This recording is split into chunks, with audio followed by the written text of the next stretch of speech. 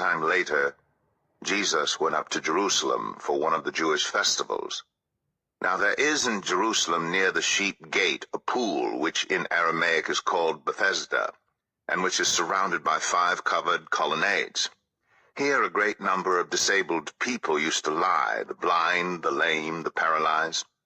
One who was there had been an invalid for 38 years. When Jesus saw him lying there and learned that he had been in this condition for a long time, he asked him, "Do you want to get well?" "Sir," the invalid replied, "I have no one to help me into the pool when the water is stirred. While I'm trying to get in, someone else goes down ahead of me."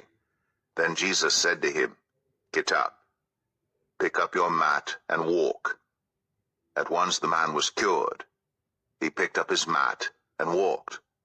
The day on which this took place was a Sabbath, and so the Jewish leaders said to the man who had been healed, "It is the Sabbath. The law forbids you to carry your mat." But he replied, "The man who made me well said to me, 'Pick up your mat and walk.'" So they asked him, "Who is this fellow who told you to pick it up and walk?" The man who was healed had no idea who it was, for Jesus had slipped away into the crowd that was there. Later Jesus found him at the temple and said to him, "See, you are well again. Stop sinning, or something worse may happen to you." The man went away and told the Jewish leaders that it was Jesus who had made him well. So, because Jesus was doing these things on the Sabbath, the Jewish leaders began to persecute him. In his defense, Jesus said to them, "My Father is always at his work to this very day, and I too am working." For this reason they tried all the more to kill him. Not only was he breaking the Sabbath, but he was even calling God his own Father, making himself equal with God. Jesus gave them this answer, "Very truly I tell you, the Son can do nothing by himself. He can do only what he sees his Father doing, because whatever the Father does, the Son also does. For the Father loves the Son, and shows him all he does. Yes, and he will show him even greater works than these, so that you will be amazed. For just as the Father raises the dead and gives them life, even so the Son gives life to whom he is pleased to give it. Moreover, the Father judges no one, but has entrusted all judgment to the Son, that all may honor the Son just as they honor the Father. Whoever does not honor the Son does not honor the Father who sent him. Very truly I tell you, whoever hears my word and believes him who sent me has eternal life and will not be judged, but has crossed over from death to life. Very truly I tell you, a time is coming, and has now come, when the dead will hear the voice of the Son of God, and those who hear will live. For as the Father has life in himself, so he has granted the Son also to have life in himself. And he has given him authority to judge, because he is the Son of Man. Do not be amazed at this, for a time is coming when all who are in their graves will hear his voice and come out.